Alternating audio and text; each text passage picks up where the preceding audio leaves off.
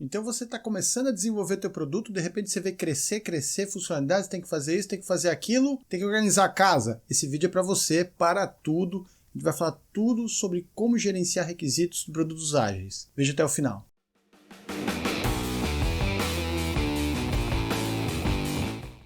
Olá, meu nome é Rogério Lacerda. Nesse vídeo a gente vai falar noções básicas aí de requisitos de desenvolvimento de produto. Muita gente fala que sabe agilidade, pratica agilidade, mas aí quando eu pergunto, tá, e requisitos? Como é que você elenca seus requisitos? Ele nem sabe organizar os requisitos. Então esse vídeo é para você, gerente de projeto, tá uma bagunça aí tua startup, normal, tem que começar as startups sempre com menos burocracia possível, mas chega um momento que começa a crescer, começa a ter os primeiros early adopters, tem que organizar a casa, né? Senão você não dá boa impressão para os teus primeiros clientes. Primeiro conceito que a gente tem que entender sobre requisitos é um repositório que a gente vai chamar de backlog. Backlog item, ou item de backlog. O que é item de backlog? É qualquer coisa que você não está fazendo agora. Tudo que você não está dentro da tua sprint. Então o conceito de sprint é muito importante. Se você não sabe, veja o nosso vídeo de gestão de projeto, manual de sobrevivência. Então no conceito de sprint você vai colocar algumas tarefas, alguns requisitos que você tem que cumprir dentro do seu produto. O que não está no teu produto a gente vai chamar de limbo ou a gente vai chamar de backlog. Então a gente separa o requisito de duas maneiras. Primeiro é o que está no backlog, que é uma lista enorme. Com o tempo pretende crescer muito. Já vi empresas de tecnologia numa centena de milhares de itens de backlog. É normal, porque eles não são deletados, eles não são excluídos. Eles simplesmente são jogados lá quando não são priorizados. E aquilo que é priorizado, que está dentro do sprint, a gente dá o nome de story. O que é story então? Story é um requisito de produto que você consegue explicar, você consegue contar uma história, por meio geralmente de empatia. O usuário clica aqui, coloca o endereço, cadastra o usuário, enfim, conta uma história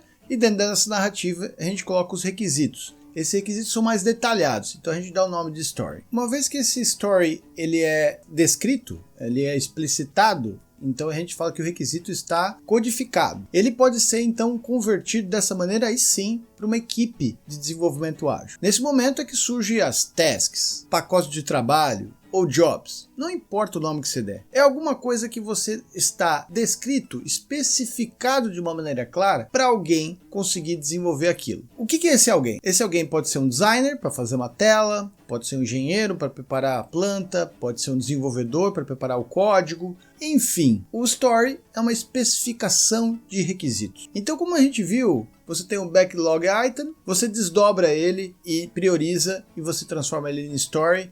E de story, então, você pode colocar na tua linha de produção, para alguém desenvolver aquele produto. A gente vai chamar então isso de task. Então uma story pode ter várias tasks. É muito normal. É típico em desenvolvimento de software que uma story, você tenha que subdividir ele em três grandes grupos. Então a gente vai chamar de Graphical User Interface, que são as interfaces gráficas de usuário, ou GUI, que geralmente vai para designers, pessoas que entendem de ergonomia. O meio são as regras de negócio. É o que a gente chama de server side. É o back-end, como que se fala hoje. E o lado de dados, também conhecido como back-end, mas numa área muito específica de mapeamento de banco de dados. Então essas três áreas, essas três camadas compõem vários jobs, várias tasks que você vai ter que ter para compor uma story. Isso mesmo. Se você nunca desenvolveu um produto, você vai contar uma história de que o usuário quer fazer e essa história vai ser decomposta em vários jobs. Geralmente interface gráfica, um back-end e uma pessoa que vai fazer o banco de dados. Geralmente o back-end e o banco de dados muitas vezes é a mesma pessoa. Mas como o produto começa a crescer muito, é muito importante analisar os dados de uma maneira profissional ou um analista de dados. Hoje em dia é muito importante. Para cada story,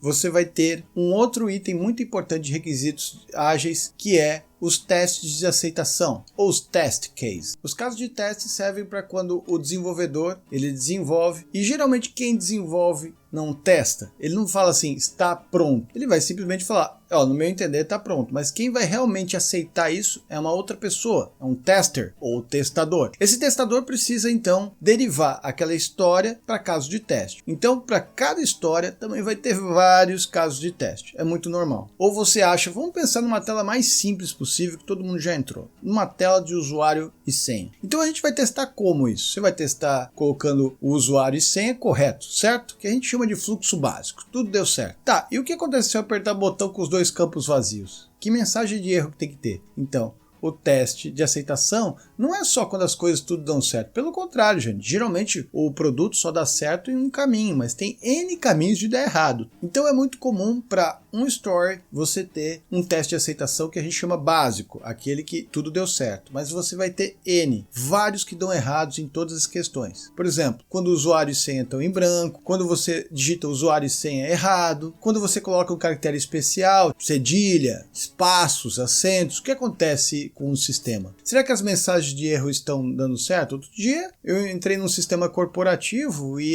eu não conseguia funcionar. Eu apertava no botão para salvar, não acontecia nada. E aí depois de 2 dias a TI falou, realmente estava dando erro aqui no banco, só que não estava tirando a mensagem. Falha. Erro. Ele estava dando um erro e a mensagem não estava chegando até mim. Então é uma falha de teste de aceitação. Possivelmente eles não fizeram o cenário de teste adequadamente. Então o que a gente vai ver nesse cenário então? A gente vai ter o backlog item, você vai ter o stories. Stories vai ser implementado através de tasks. E as tasks e os stories só vão estar completos como todos os testes de aceitação estiverem completos e concluídos com êxito. A pergunta é, quantos testes de aceitação eu vou ter que fazer? Pessoal, é uma pergunta difícil de se fazer. Depende da qualidade do teu sistema. Com certeza, testes de uma aeronave, onde que vai levar passageiros, ou de elevadores, ou seja, sistemas que realmente impactam com a vida das pessoas, a questão de vida ou morte, realmente os testes de aceitação têm que ser quase que na exaustividade, muito intenso. Muitas vezes para cada hora que você desenvolve, é muito normal você colocar 10 horas de testes para esse tipo de sistema. Em sistemas de inovação, isso pode ser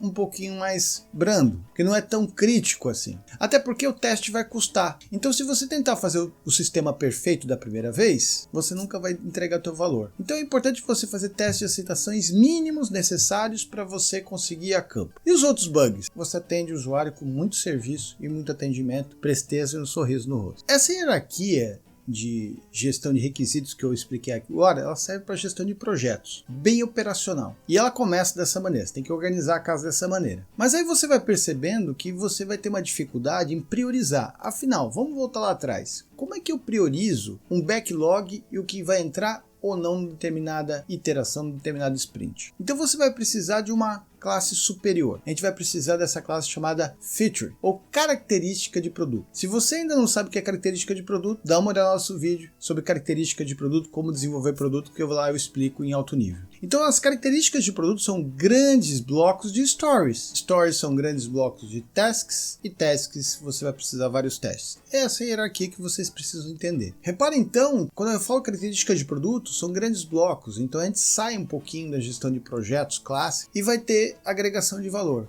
Por exemplo, o meu produto tem que ser integrável com o sistema SAP. O meu produto tem que ser multiplataforma.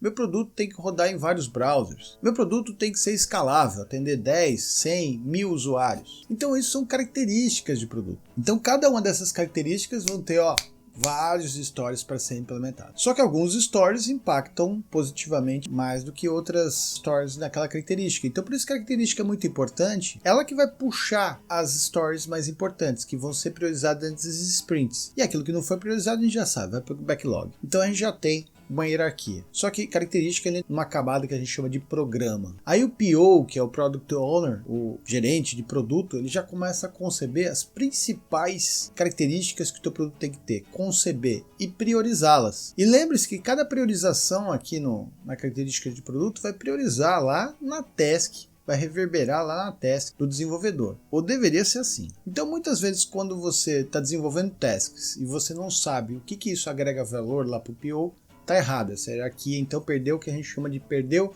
a rastreabilidade. E será que a camada mais estratégica então são as características de produto? Não. Existe uma camada mais superior ainda que a característica de produto, que a gente vai chamar de temas estratégicos ou epics. O que são epics? São grandes blocos de características de produto que vão remeter a uma linha comercial. Vamos supor então que o teu produto atende o setor de saúde. Você atende bem clínicas e agora você quer trabalhar com hospitais. Então o que acontece? acontece? Você vai ter que ter vários temas estratégicos. Está muito ligado à estratégia empresarial, à estratégia da tua startup. Então, ao mexer lá no tema estratégico, pequenas mexidas vão mudar as características de produto, porque vão mudar as prioridades, cada segmento tem suas especificidades, e se você mudar as características, vai mudar muita coisa no chão de fábrica lá da tua startup. Como é que eu priorizo as características e tasks da minha linha de produção, do meu desenvolvimento de produto? Usando essa hierarquia. Você vai começar a trabalhar com epics ligados à tua estratégia empresarial. Você vai trabalhar grandes blocos de características de produto, e para cada característica de produto você vai ter itens que vão ser priorizados, os que agregam mais valor para aquela característica, e aqueles que não tiverem você vai colocar no backlog. Aquela linha de produção, aquela feature que realmente já está no sprint, a gente conta uma história, story. E story você vai ter vários jobs para contar aquela história. Então isso vai formando uma cadeia de distribuição. Então um epic pode gerar centenas de tasks. Pessoal, não estou dizendo que é fácil fazer isso, mas é fundamental fazer isso para que você consiga ter produtos de alta qualidade. Quando eu falo de qualidade, não é só redução de falha, é fazer com que cada característica de produto ela agregue valor para aquele usuário, que faça sentido no epic e nas características priorizadas pela tua organização. Que os sprints não sejam dominados simplesmente uma semana após semana e de repente, aonde a gente quer chegar com isso? O cliente está pedindo, o cliente vai tentar resolver o problema dele. A questão é, será que o problema do cliente vai resolver o teu problema também? Então é muito importante lembrar aquela frase do Peter Drucker. Você tem que ter uma empresa voltada para o cliente. Mas se você fizer tudo que o teu cliente quer, você quebra. Então você tem que ter o teu norte. O teu norte vai ser dado pelo epic e as características de produto. E toda a parte de stories e tasks tem que ser subordinada